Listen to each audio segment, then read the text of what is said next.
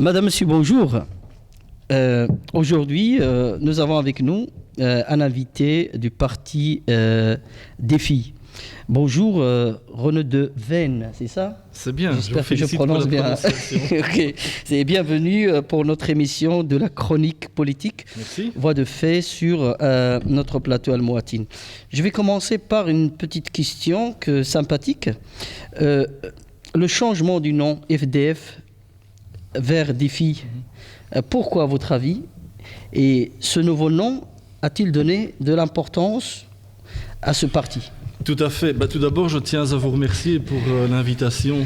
Tout le plaisir est pour nous. Et c'est vrai que je trouve ça très sympathique de votre part. Je profite aussi de dire un petit coucou à notre amie Aurore Marie qui est certainement en train de nous écouter. Oui. Alors pour répondre à votre question, il faut savoir que on ne change pas le nom d'un parti au hasard. Donc c'est pas quelque chose qui se fait comme ça en un coup de baguette magique. C'est un changement de nom qui s'est fait à l'issue de toute une réflexion, à l'issue de toute une série de débats. Donc ce sont des réunions de section, des réunions provinciales, ce sont des conseils généraux, il y a aussi des firmes qui ont été engagées afin de faire des études. Oui. Et donc nous estimions qu'il fallait un petit peu, je vais dire, évoluer avec le temps, c'est-à-dire de façon tout simplement à correspondre aux valeurs qui sont les nôtres, à savoir pas uniquement des valeurs communautaires comme certains ont tendance à le faire croire, car nous avons un parti, nous avons un programme politique qui est tout à fait complet, mais c'était le fait, par exemple, il y a eu la grande discussion quant au fait de savoir si oui ou non on allait maintenir le F de francophone. On s'était dit que ce n'était pas nouveau, que nous étions un parti assez attaché aux valeurs francophones, fallait-il encore le préciser? Par contre, le fait de dire que nous étions fédérateurs, démocrates et indépendants, je crois que c'était quelque chose que tout le monde voulait et qui d'ailleurs, je vais vous dire, nous a apporté sensiblement plus d'adhérents depuis que nous avons fait. Ça a apporté bonheur en fait au parti. Ah, on peut le dire comme ça, tout à fait. Donc, de combien de membres et de sections dispose Défi en Brabant wallon et quels sont leurs objectifs primordiaux? Oui, alors ça, je dois dire que nous avons commencé il y a quelques années avec 2 fois rien. On avait environ, je crois, 4 ou 5 sections avec des volontaires qui se sont jetés à l'eau pour essayer de lancer la machine. Et félicitations à eux, bravo à eux. Il ne faut pas oublier ces personnes. Mais depuis là, nous avons vraiment augmenté le nombre de sections. Donc nous sommes aujourd'hui tout de même à une bonne quarantaine de sections, avec environ 2000 membres en Wallonie. Donc, au niveau du Brabant wallon, ce sont 400 membres et 7 sections. Donc, si je peux peut-être les nommer, c'est Waterloo, Braine-l'Alleud, nous avons Ottigny, Louvain-la-Neuve, Jodogne, Wavre et La Hulpe. Et Nivelles, bien sûr, aussi, qui sont des sections très actives. Et le fonctionnement de ces sections fonctionne vraiment très bien donc ça... Oui, tout à fait. Ce sont des sections... je veux dire de terrain, donc avant tout, ce sont des gens qui s'intéressent à l'ancrage local, qui s'intéressent aux problèmes de tous les jours des citoyens, qui relayent ces problèmes auprès des conseils communaux respectifs, qui relayent ça bien sûr en interne au parti aussi. Et effectivement, je veux dire, quand on additionne, je veux dire, les efforts des uns et des autres, on peut dire que ces sections grandissent petit à petit. Pour exemple, nous avons très récemment tout de même une pointure du CDH, si je puis le dire comme ça, Stéphane Oruba, qui vient de passer du CDH, donc il était président de section du CDH de Nivelles, il vient de passer chez nous, donc par conviction idéologique et autres. Et avec les autres partis, comment ça se passe? Il y a une sorte de confrontation? Ça se passe en douceur plutôt sur les projets? Non, je ne dirais pas que nous sommes un parti... comment vais-je dire, l'esprit n'est pas du tout de critiquer pour le plaisir de critiquer ou d'être agressif pour le plaisir d'être agressif. Sur les projets. Je crois qu'il faut pouvoir reconnaître les qualités des uns et des autres et il faut se dire qu'il y a vraiment des éléments de qualité en Brabant wallon, mais bien entendu, ça ne n'empêche pas, je veux dire, un suivi très sérieux et très pointu de certains dossiers qui nous tiennent à cœur et bien entendu, bien sûr, c'est vrai que je veux dire, nous suivons tout ça avec beaucoup de concentration et je veux dire, le rapport avec les autres partis se passe globalement de façon positive, si ce n'est, bien entendu, vous le comprendrez, avec les partis d'extrême droite et d'extrême gauche, où nous n'avons pas tellement d'acquaintance, si je puis dire. La raison d'être principale du parti Défi est la défense des intérêts des droits des francophones, principalement en région de Bruxelles-Capitale et dans la province du Brabant flamand, mais également en Wallonie, où le parti dispose déjà de plusieurs fédérations provinciales. Le parti avait déjà fait ses tentatives d'implantation dans le Brabant wallon et dans le Hainaut aux élections de 1991 notamment. Pourquoi Défi s'intéresse-t-il à la Wallonie ? Je pense qu'il s'intéresse. C'est une très bonne question d'ailleurs, parce que c'est une question que beaucoup de citoyens nous posent. Parfois, les gens sont là en train de dire que faites-vous en Wallonie ? On ne comprend pas très bien. Tout à fait, oui. Parce que les gens ont encore en tête qu'on ne s'occupe soi-disant que de Bruxelles, oui, etc. Or, tout ça est révolu. Je veux dire, s'il est vrai que nous sommes un parti. Je veux dire, pour qui il est très important de préserver les valeurs culturelles francophones. Il n'empêche que nous sommes un parti démocratique comme les autres, donc au même titre que le CDH, Écolo, MR ou le PS, avec un programme, je veux dire, enseignement, sport, troisième âge, fiscalité, tout ce qu'on peut imaginer. Et donc, pourquoi ne pas en faire profiter la Wallonie ? Je pense aussi que le citoyen wallon, aujourd'hui, est lassé du clivage gauche-droite.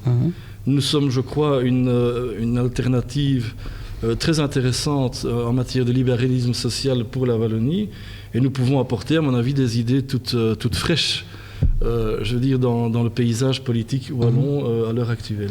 Quelle est la recette, quelque part, du parti Défi, justement, pour se propager en Wallonie, alors que, comme vous le dites à l'instant, le parti très connu, mais vraiment, je pense que c'est le troisième parti à Bruxelles, au niveau de Bruxelles, mais au Wallonie, quelle est sa recette, quel est son mode de communication justement pour favoriser ce contact avec le citoyen wallon ? Alors je vais vous dire que la recette principale, c'est le travail. Ça, croyez-moi que ce n'est pas le travail qui manque. La recette, je crois que c'est tout simplement le terrain et les actions de terrain. C'est-à-dire, par exemple, je prends un exemple à Otigny, qui est ma section. J'ai déjà fait quelques conférences sur le bien-être animal, sur le système du CPS, où on a encore fait une conférence sur la légalisation, sur la vente des drogues dures, enfin toutes sortes de sujets qui peuvent intéresser les citoyens. Et je crois que finalement, quand on organise de tels événements, ça se dit au sein de la population. Les gens se disent, tiens, voilà, il y a tout de même un parti Défi qui vient s'installer en Wallonie, qui prône des idées autres que toujours le communautaire. Ce n'est pas pour ça que nous y sommes insensibles, mais bon, soyons de bon compte, ce n'est sûrement plus aujourd'hui, je veux dire, la première et la seule raison d'exister de notre parti, et bien heureusement, sinon je n'y serais tout simplement pas actif. Parlons maintenant de la section Otigny-Louvain-la-Neuve. Quelle est votre stratégie pour le développement de cette section et quels sont les domaines ou les points que vous avez estimés les plus importants et sur lesquels il faut se concentrer beaucoup plus ? Oui, alors je dirais que j'ai un certain avantage, je serais tenté de dire, par rapport à d'autres sections wallonnes, c'est que finalement je ne suis pas très loin de Bruxelles. Donc je ne suis jamais qu'à 30 km de la capitale, et il faut savoir qu'à Otigny, vous avez 40% de la population qui soit est bruxelloise, ou en tout cas a des origines bruxelloises. Donc je dirais que sur un point de vue géographique, ça facilite déjà pas mal de choses. Alors que faut-il faire ? Je pense qu'encore et toujours, il faut proposer de la bonne gestion communale. Il faut, par exemple, être sensible et ouvert à des comités de quartier. Il faut, par exemple, il faut participer à des événements locaux. Il faut notamment, augmenter une visibilité auprès du citoyen afin de montrer quels sont nos objectifs, quelles sont nos valeurs, qu'est-ce que nous voulons faire pour participer au bien-être du citoyen à Otigny-Louvain-la-Neuve. Et c'est quelque chose que j'essaie en tout cas de faire du mieux que je peux avec le membre dont je dispose. Mais c'est vrai qu'il faut trouver beaucoup de bénévolat, de volontaires, et c'est vrai que c'est un travail de tous les jours. En février 2016, votre section défi Ottignies-le-Val-la-Neuve a été la première à dénoncer l'augmentation disproportionnée du prix du parking, ou des parkings d'une manière générale, à l'esplanade de Val-la-Neuve. Est-ce que votre section a proposé une alternative à une solution à ce problème, ou il s'agissait seulement d'une simple dénonciation ? Non, encore une fois, ça rejoint très bien ce que je disais tout à l'heure. Il ne s'agit pas de critiquer pour le plaisir de critiquer. Comme vous le dites à juste titre, il faut aussi pouvoir suggérer des choses, apporter des solutions. Et il est vrai qu'en février, nous avons été les premiers à constater que finalement le prix qui est quand même à 10,70 €, je veux dire à l'Esplanade, qui est le centre commercial d'Ottignies, c'est un prix affreux, c'est beaucoup trop haut, je veux dire, c'est de loin le prix le plus cher dans la province. Alors, ce qu'il faut tenir à l'œil, c'est que à terme, finalement, cette hausse de parking pourrait faire fuir le nombre de clients, par exemple. Ça pourrait faire fuir, ça pourrait avoir, je veux dire, un impact sur l'économie locale, ça pourrait avoir un impact tout simplement sur toutes sortes de choses, sur l'ORECA, sur les magasins qui sont présents, etc. Et il est vrai que la ville d'Ottignies n'avait pas trouvé mieux que de taxer la société privée qui gère déjà ces parkings, donc c'était déjà pas une bonne idée de leur part. Le CDH est d'ailleurs venu en renforcement pour appuyer ceci. Et donc ce que nous suggérons, c'est que la ville se mette autour de la table avec cette société privée pour essayer tout de même de soit trouver, je veux dire, des financements au travers lesquels tout le monde pourrait se retrouver et qui aurait finalement un effet bénéfique sur le citoyen, ou bien éventuellement demander des aides régionales, ou en tout cas, mais au moins avoir cette table ronde, au moins avoir ce dialogue qui, sauf erreur de ma part, n'existe pas à 100% aujourd'hui. Ok. La question des sans-abri à Val-la-Neuve aussi, donc c'est une question dont on a beaucoup parlé. Quelle est la vision de défi par rapport à ce problème, et quelle est aussi sa stratégie justement pour essayer de solutionner ce problème? Oui, alors c'est quelque chose de tout à fait étonnant. Vous savez, les gens ont toujours l'habitude de dire « Oh, le Brabant wallon, où il fait bon vivre, où tout le monde est très aisé, où il y a beaucoup d'argent, qui coule au flot, etc. » Eh bien, vous seriez surpris de voir à quel point la vie commence à être difficile aussi en Brabant wallon. On remarque notamment des travailleurs des classes moyennes qui ont de plus en plus de difficultés pour nouer les deux bouts, qui ont de plus en plus difficile tout simplement, et ça va bien sûr jusqu'au fait de se retrouver à la rue, malheureusement. Qu'est-ce qu'on constate, et je ne sais pas vraiment d'où ça vient, mais c'est que rien qu'à Louvain-la-Neuve, nous avons 33%. Donc rien qu'à Louvain-la-Neuve, vous avez 33% du nombre de sans-abri dans le Brabant wallon. Et donc c'est déjà choquant en soi, mais ce qui me choque encore plus, c'est de voir qu'aucune structure n'est prévue à échelon local pour aider ces gens qui sont dans le besoin. Alors, dans un premier temps, je serais tenté de dire ça me dérange de voir que rien n'est mis en place. Mais deuxièmement, il faut quand même penser aussi aux habitants. Je ne pense pas que ce soit tellement agréable d'avoir des sans-abri qui sont en bas de votre immeuble en train de faire la manche ou en train de vous ennuyer parce qu'ils n'ont pas d'argent, etc. Donc ces personnes n'y gagnent rien parce qu'elles n'ont aucune structure pour les accueillir. Les riverains sont parfois éventuellement, en tout cas se plaignent parfois de ça, on entend souvent des plaintes à ce sujet-là. Et donc j'ose espérer que la majorité en place dans les mois à venir va prendre ce problème à bout de bras et de proposer des choses un petit peu plus constructives en la matière. Et à votre avis, qu'est-ce qu'il faudra faire que le politique en place n'a pas vraiment ou suffisamment fait? Tout est à faire, c'est-à-dire ne fût-ce que créer quelques logements qui permettent à ces personnes de prendre, de prendre une douche, leur donner quelques vêtements, éventuellement des colis alimentaires ou autres, comme ça se fait ici à Bruxelles. À Bruxelles, oui. Donc je pense que, vous savez, ce n'est pas un phénomène qui n'est dû qu'à Bruxelles, qu'on ne voit qu'à Bruxelles. Malheureusement, c'est quelque chose qu'on voit de plus en plus, que ce soit Charleroi, Liège, mais aussi à Louvain-la-Neuve. C'est assez étonnant, mais c'est vrai. Oui. La 40e édition des 24 heures vélo de Louvain-la-Neuve n'aura pas lieu finalement. Pouvez-vous nous parler avec plus de détails sur les motifs derrière cette décision? Qu'est-ce que vous en pensez? Tout simplement. Je pense surtout que c'est malheureux Parce que, vous savez, les 24 heures de Louvain-la-Neuve, c'est vraiment un folklore. C'est un folklore local, c'est une tradition locale. Il faut savoir d'ailleurs que ça ne mobilise pas que les néo-louvanistes, ça mobilise aussi des Bruxellois, des Carolo-Régiens, des Namurois, même voir des gens qui viennent depuis partout en Belgique pour participer à cet événement, qui est tout de même un événement estudiantin avant tout, et qui, je veux dire, donne une image conviviale, festive, avec de bonnes retombées économiques à la clé. Mais que s'est-il passé? Parce que malheureusement, il y a eu plusieurs versions en la matière. Tout d'abord, donc ce sont quand même les étudiants eux-mêmes qui organisent ça. Donc c'est le CSE, le Centre Sportif Étudiant. Alors que s'est-il passé? Eh bien, il y a une circulaire ministérielle qui fait en sorte que, bon, voilà, on doit tenir compte du niveau 3 en matière de terrorisme, fixé par l'OCAM. Cette circulaire fait en sorte que nous avons dû multiplier de 5 donc, les dépenses afin de pouvoir organiser l'événement, ce qui est énorme, surtout pour des cercles étudiantins, donc ils doivent quand même faire attention un peu à leur budget. Alors bien sûr, ça a tout de suite donné deux tendances au sein même des étudiants. Donc il y en a qui ont déjà tout de suite voulu tout annuler, d'autres qui ont dit « Ah non, pas question, c'est quelque chose de très important pour la ville, il faut absolument le faire ». Alors, le faire d'accord, mais comment? Alors tout d'abord, on avait envisagé d'organiser des entrées payantes. Donc là, il y avait des étudiants qui étaient pour, d'autres qui étaient contre. Ensuite, il avait été décidé de réduire le nombre de zones festives, comme on appelle ça, donc de réduire ça de 11 zones différentes à 3 zones différentes.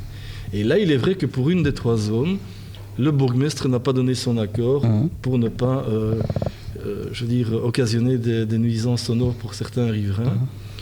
Et donc finalement, je dirais que c'est malheureux parce que tout ce package de raisons, si on peut dire, ont fait en sorte que on a dû constater que personne n'était préparé à la soudaineté de ces contrariétés. Donc, j'ose espérer donc, que d'ici à l'année prochaine, on peut tout d'abord espérer qu'on ne sera peut-être plus en niveau 3, mais il ne s'agit pas de simplement espérer, il faut surtout prévoir. Faire de la politique, c'est surtout prévoir, anticiper, et donc prévoir des budgets et anticiper les mesures nécessaires pour faire le nécessaire en tant que pour que l'année prochaine, donc, disons que organiser les 24 heures, et je crois que avec une bonne dose de bonne volonté, tant la ville d'Ottignies que les étudiants pourront se mettre d'accord afin d'organiser encore une fois ceci. L'idée de sa création date du début des années 1990. Son premier projet publié en 1995, la mise en service de ses premières lignes était planifiée à partir de 2002. Finalement, et ce n'est toujours pas certain, il sera opérationnel qu'en 2025. Il s'agit ici, et bien évidemment, du réseau express régional connu sous le RER. Pensez-vous que la raison principale derrière un tel retard est liée principalement au système politique, institutionnel belge ou d'autres raisons qui ont trop retardé la mise en place du RER? Oui, très bonne question, qui est d'ailleurs premièrement d'actualité et qui en plus est très importante, que ce soit pour la province du Brabant wallon, mais également pour l'image de marque de la Wallonie, tout simplement. Il est un fait certain qu'on ne peut tout de même pas s'empêcher de se dire qu'il y a quelque part tout de même du communautaire qui a été lié à ça. Je prends quelques exemples, ce n'est pas moi qui l'invente. On peut constater que le RER en Flandre est terminé. Donc le RER, il est terminé. Quand on parle du RER, donc pour ceux qui nous écoutent, donc on parle quand même de la ligne Bruxelles-Ottignies-Namur d'une part, et alors Bruxelles-Nivelles d'autre part. Donc, qu'est-ce qu'on constate? C'est qu'en Flandre, c'est déjà terminé. On constate qu'ils ont maintenu la clé de répartition 60-40, qui est en fait... donc ça veut dire qu'en matière d'investissement, il y a 60% qui est investi pour la Flandre et 40% pour l'autre côté. On constate que donc là, il y a des blocages qui se sont faits. Il y a des procédures administratives qui n'ont pas été signées à temps, ou voire pas signées du tout. Et moi, ce que je déplore vraiment, c'est qu'il faut se dire qu'il y a des gens, comme vous parliez de 2002, je crois tout à l'heure, tout à fait. qui sont allés jusqu'à acheter un logement en Brabant wallon pour justement, pouvoir utiliser ces RER pour se rendre au lieu de travail. Notamment, ce n'est un secret pour personne qu'il y a beaucoup de fonctionnaires européens qui habitent en Brabant-Wallon. Pour eux, c'était magnifique de pouvoir disposer du RER. Et ils étaient à Schumann en quelques temps. Maintenant, nous sommes en 2016, ils sont toujours en train d'attendre. Donc, c'est pour ça aussi que notre président de parti, Olivier Minguin, et encore d'autres, nous avons vraiment demandé à ce que soit créée donc une commission spécialisée en la matière, qui puisse suivre de près les dossiers et qui puisse en tout cas s'assurer avec le ministre de la Mobilité et avec le gouvernement fédéral que premièrement, il y ait continuellement, je veux dire, une information, parce qu'on a remarqué dans le passé qu'il fallait parfois courir après les informations, ou on a remarqué qu'on n'était pas suffisamment impliqué. Donc c'est aussi pour ça qu'on a fait des actions, nous, dans notre province, pour dénoncer les problèmes du RER.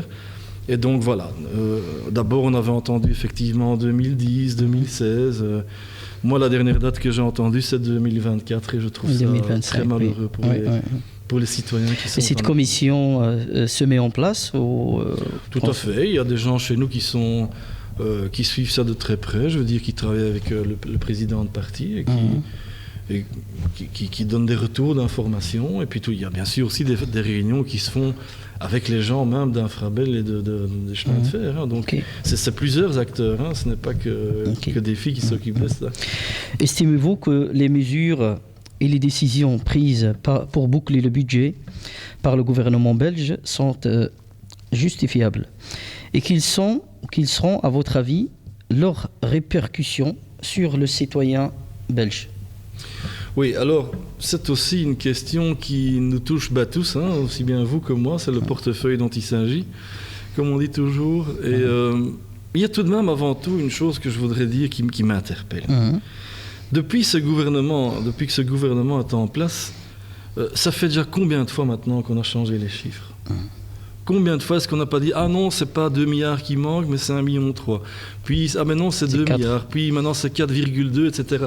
Donc je me demande tout de même, je m'exprime à titre personnel, de me demander tout de même qui sont ces spécialistes qui nous calculent savamment ces budgets. C'est tout de même inquiétant, je trouve, pour le citoyen de se dire qu'il ne puisse pas avoir confiance en celles et ceux qui sont censés nous informer correctement sur l'avenir proche du budget. Alors, bien sûr, comme toujours, bien sûr, on vient nous présenter le budget magique qui va tout arranger, avec des choses dans le style, oui, maintenant, celui qui a une voiture de société pourra soit la garder ou bien recevoir 400 €. Vous pensez bien que celui qui habite en race campagne va garder son véhicule et que par contre, les soins de santé, maintenant, il y a des hôpitaux qui soit vont devoir fermer ou fusionner. On va le sentir très durement. Et ce que je dénonce, mais vraiment fermement, il y a deux choses qui m'ont vraiment déplu dans la façon de faire. C'est qu'on a vu en pleine déclaration de politique générale de Charles Michel, on a vu Bardeweve remonter à aller lire son journal tranquillement. Vous savez, quand vous représentez le premier parti néerlandophone, je trouve quand même inquiétant d'avoir une telle attitude. C'est un manque de respect vis-à-vis de ses pairs, mais c'est aussi un manque de respect vis-à-vis du citoyen. Et ce n'est pas pour parler de notre président de parti, mais lorsqu'il était 19h et que Charles Michel voulait absolument passer au JT de 19h, eh bien, Olivier Minguin n'a lui non plus pas pu s'exprimer à heures et à temps, ce qui est forcément antidémocratique. Maintenant, ne tirons pas sous le pianiste. On sait que les temps sont durs, nous sommes face à une crise mondiale. Je crois qu'à échelon européen, on ne peut pas non plus dire que la Belgique ne fait que des mauvaises choses, mais en tant que parti d'opposition, nous nous devons de suivre tout ça de très près et de rendre compte aux citoyens. Est-ce que les préparatifs pour la campagne électorale de 2018 ont commencé chez vous, à Diffie? Quelles sont vos tâches prioritaires et avec quel type de liste, par exemple, vous allez vous présenter? Oui, alors là, c'est vrai que nous avons commencé tout d'abord à élire un chef de file. C'est moi le chef de file de Tini, tout c'est vous, donc voilà. Donc c'est une élection qui se fait tout à fait démocratiquement. Donc les membres vous nomment en tant que chef de file. Pour ceux qui nous écoutent, donc le chef de file est bel et bien celui qui organise les élections. mais ce n'est pas parce qu'on est chef de file qu'on sera tête de liste. Donc si moi demain j'ai une grande vedette de la télévision qui vient s'installer aux INI, c'est probablement elle qui sera tête de liste et pas moi. Donc pour celles et ceux qui ont encore des doutes à ce niveau-là, il faut le savoir. Donc quelle sera la stratégie? Et je pense qu'il faut, et surtout à Ottignies, il faut pouvoir reconnaître que nous sommes dans une ville qui est bien gérée. Je ne dis pas que tout est parfait, mais c'est une ville qui est bien gérée. Et donc, ma stratégie ne sera sûrement pas celle de l'agressivité. Je crois qu'il faut reconnaître les qualités de celles et ceux qui font du bon travail à Ottignies. Et il faut surtout faire en sorte, maintenant, on y travaille, croyez-moi, très sérieusement, il faut maintenant construire un programme local qui est fait sur base des demandes citoyennes. Et il faut proposer, bien sûr, des modèles de gestion, de bonne gestion quotidienne. Je crois que dans notre parti, on a déjà quelques bons exemples. Quand on voit Olivier Minguin à Woluwe-Saint-Pierre, il fait ça très bien. Bernard Clairefailly à Scarbeck aussi. Donc je crois que ça prouve que le programme de défi, quand il est pris dans son entièreté, il répond à toutes les questions que le citoyen peut se poser. Donc vous vous préparez activement et sérieusement en fait aux élections 2018? Bien sûr, nous sommes déjà en plein dedans. Ça, c'est... Parfait. Bien sûr, les gens ne s'imaginent pas toujours ça, mais on est déjà en plein dedans. Nous savons tous que ça a été du sport pour signer le CETA. À cause de l'opposition wallonne vis-à-vis de quelques points estimés cruciaux pour Paul Magnette et son gouvernement. Qu'en pensez-vous de cette opposition? J'ai envie de dire que pour le CETA, encore une fois, pour l'instant, les réactions vont dans tous les sens. Et ça continuera encore quelques jours, vous allez voir. Ce que j'ai surtout envie de dire, c'est que c'est tout ça pour ça. Mais ce qui est malheureux dans l'histoire, c'est que d'une part, il y en a qui ont utilisé le CETA pour en faire de la récupération communautaire, en disant, vous voyez, c'est encore une fois les ballons qui bloquent tout. D'autres ont essayé de faire de la récupération politique sous forme PSMR, les maires qui disent, vous voyez, c'est encore une fois les socialistes qui bloquent tout. Alors que ce n'est pas là le vrai débat. Le vrai débat, il est quoi? C'est de savoir si oui ou non, les conditions étaient réunies au niveau du CETA pour pouvoir donner des garanties suffisantes aux citoyens, notamment wallons, quant au CETA, de voir si certaines choses étaient respectées ou pas. Je peux par exemple me mettre à la place de l'agriculteur wallon qui bosse dur, qui est très difficile. Vous savez, quand on vient leur dire que bientôt on va importer de la viande venant du Canada, etc., je peux comprendre que ça inquiète ces personnes. Quand on vient dire que les accords de la COP21 en matière de climat, ils en tiennent compte à leur façon, tout ça, ce sont des points qu'il faut vérifier. Donc je crois que maintenant, un consensus a été signé, la signature est là. Il faut savoir que partout en Europe, il n'y a pas encore un consensus total. Je pense par exemple aux Asturies en Espagne pour l'instant. Ils sont encore loin d'être d'accord sur le CETA. Et il faudra maintenant se dire que comme on a accepté CETA, ça va être difficile de dire non au TTIP qui se profile. Tout à fait. Donc je crois que ça aussi, il faudra voir. Et c'est ce que nous avons demandé en tant que parti défi, c'est qu'à l'avenir, on puisse espérer un niveau de communication et de préparation un peu plus sérieux que ce à quoi on a dû assister jusqu'à présent. C'est-à-dire qu'il y avait un manque de communication flagrant entre le 16 rue de la Loi et les entités fédérées. Je pense que tout le monde a un peu tiré la couverture dans son coin pour sortir haut du problème. Et c'est pas comme ça qu'on va arriver à se tenir la main, comme on a parfois quand même encore la force de le faire en Belgique. Oui, le Premier ministre canadien déclarait encore hier qu'aucun changement n'a été effectué sur les textes. Par contre, ce sont des simples clarifications. Qu'est-ce que vous en pensez ? Vigilance, encore et toujours. Les simples clarifications, vous savez, nous ne sommes pas dans les dossiers même. Il faut pas. Je crois que je ne vais pas me faire plus catholique que le pape, comme on dit. Alors, il y en a qui affirment haut et fort, comme Paul Magnette lui-même d'ailleurs, que certaines choses ont été revues. D'autres qui disent effectivement, comme vous le signalez si bien, que rien n'a été modifié. Moi, j'attends de voir sur base de ce qui a été annoncé, de voir un petit peu comment les citoyens vont pouvoir s'y retrouver. Est-ce que oui ou non cet accord représente un danger démocratique ? Est-ce que oui ou non on risque d'américaniser l'Europe. Est-ce que oui ou non, est-ce que c'est pas une stratégie masquée finalement pour en arriver à attaquer les États simplement pour des raisons de business et autres? Donc je crois que ne jouons pas non plus à la boule de cristal. Soyons vigilants, suivons tout ça avec sérieux, concentration et surtout avec concertation et solidarité entre les entités fédérées. Et que dites-vous des déclarations du président de la Commission européenne, Jean-Claude Juncker, sur le système politique belge? Oui, vous savez, M. Juncker, les derniers temps, je crois qu'il a des moments relativement difficiles. J'ai eu notamment l'occasion de voir certaines de ses interventions où c'est un journaliste qui le disait, il ne semblait plus très clair d'esprit sur la façon dont il faisait des accolades et autres. Bien sûr, il se targue de dire qu'il travaille avec la Wallonie depuis le temps de Guy Spitals. Et c'est vrai, c'est quelqu'un qui connaît extrêmement bien ses dossiers. Mais bon, je ne pense pas que ce soit à Jean-Claude Juncker de venir nous dire ce que nous devons faire ou ce que nous ne devons pas faire. Il fait très bien ce qu'il doit faire au Grand-Duché de Luxembourg. Nous faisons très bien ce que nous devons faire en Belgique. On travaille ensemble sur des points sur lesquels nous sommes d'accord. Et j'ose espérer que nous avons quand même le devoir, le courage politique de défendre les idées là où nous ne sommes pas d'accord avec lui. Je vais vous proposer en tout cas quelques partis politiques francophones. J'aimerais bien avoir en fait un mot sur chaque parti politique. En commençant par le MR. Oui, mais le MR est vous savez que nous avons été en cartel avec le MR. Oui, tout à fait. Quand nous étions FDF. Donc, dire que tout a été mauvais avec le MR, ce n'est pas vrai. C'est un parti...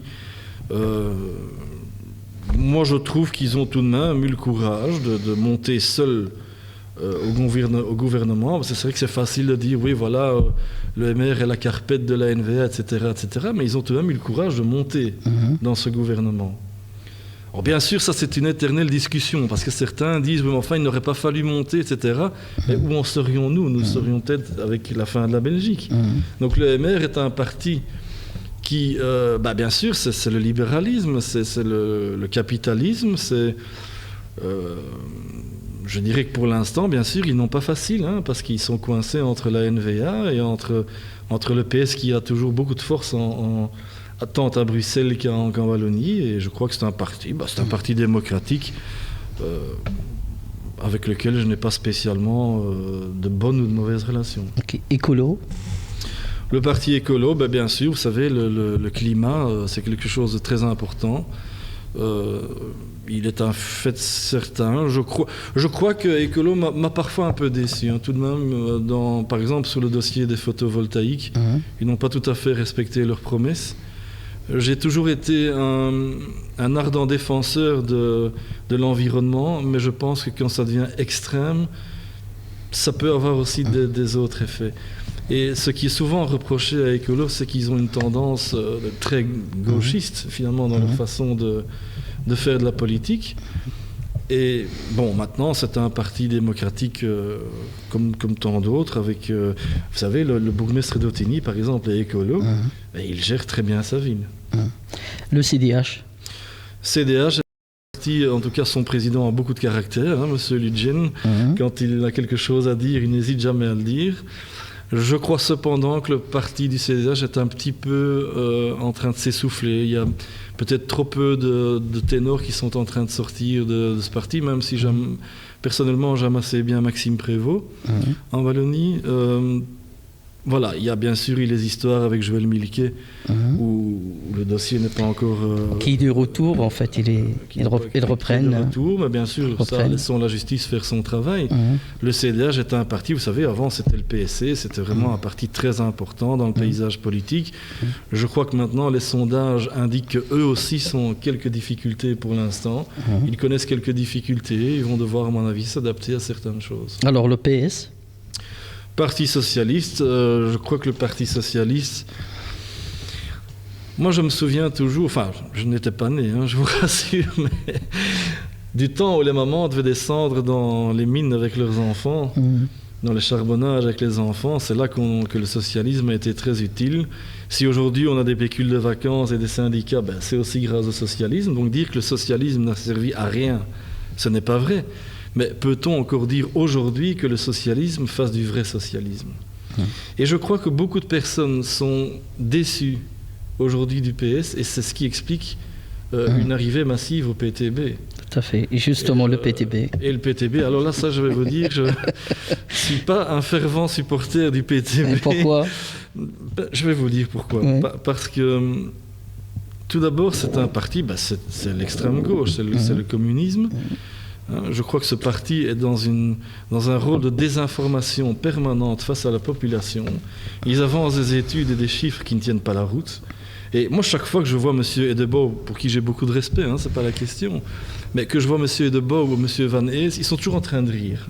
On peut leur parler des choses les plus sérieuses, ils sont toujours en train de rire avec leur bonne bouille de bon enfant, mais qu'est-ce qui se cache derrière ce sourire ? Moi, je vais vous dire ce qui se cache. Il se cache premièrement le fait donc qu'on a tout de même là un parti qui refuse d'entrer dans une majorité. Ils le disent clairement qu'ils ne veulent pas prendre leurs responsabilités. Or, pour moi, quelqu'un qui fait de la politique et qui refuse de prendre ses responsabilités n'a rien à faire dans le paysage politique. Deuxièmement, ils se vantent beaucoup d'avoir plus ou moins 10%. Comme je viens de vous le dire, s'ils ont 10% aujourd'hui, c'est surtout parce qu'il y a beaucoup de déçus.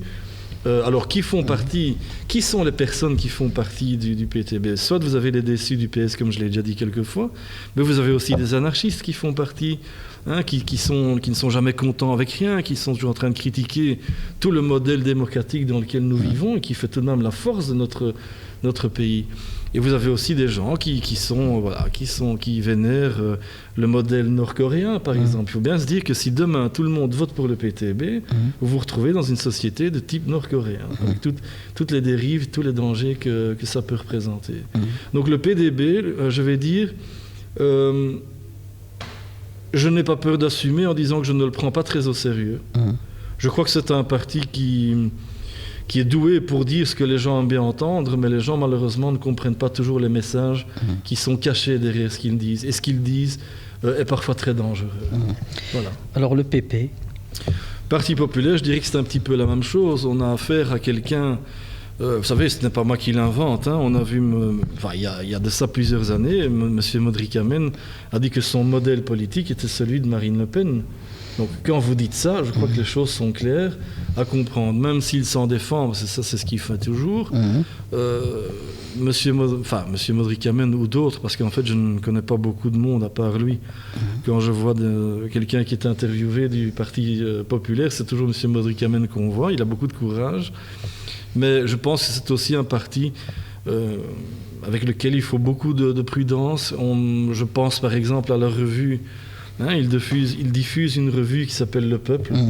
Quand vous lisez ce qu'il y a dans cette revue, je peux vous dire, Monsieur Lassen, c'est vraiment... c'est du surréalisme. Et le pire, c'est qu'il y a des gens qui croient tout ce qui est inscrit là-dedans. Dans le style que j'avais lu que dans une école à Charleroi, on avait dû retirer tous les bonbons parce que ça dérangeait la communauté halal, enfin des choses comme ça, des choses qui sont impossibles, mais que certains citoyens, malheureusement, croient. Et c'est notre devoir, en tant que parti démocratique, de veiller à tout ceci et à porter en tout cas notre niveau politique, je veux dire, d'une façon très convenable face aux citoyens.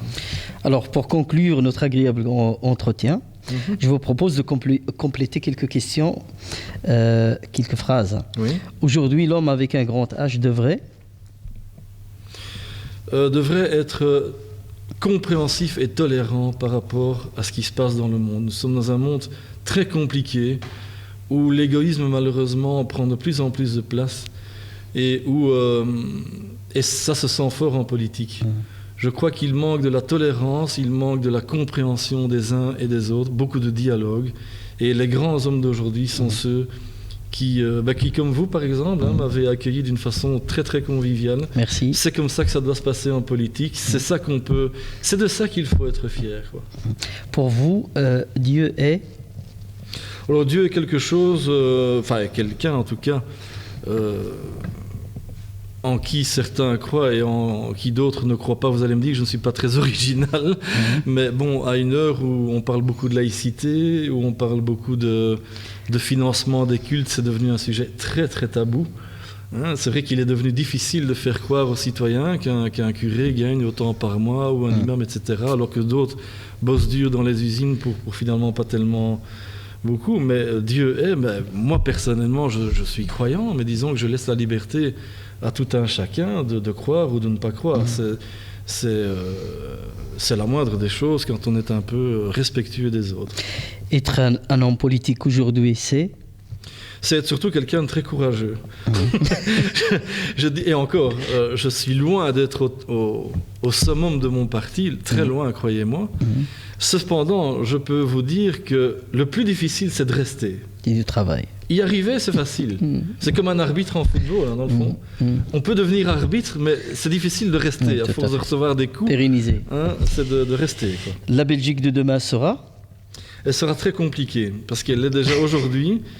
Et la NVA ne le cache pas, hein, que d'ici 6 ans, d'ici quelques années, ils vont parler vraiment de oui ou non, le fait de garder vraiment le pays tel qu'il est. Et j'ai quand même beaucoup de craintes. Monsieur Renaud de Veynes, merci beaucoup d'avoir accepté notre invitation. C'est avec plaisir. Mesdames et messieurs, merci de nous avoir suivis.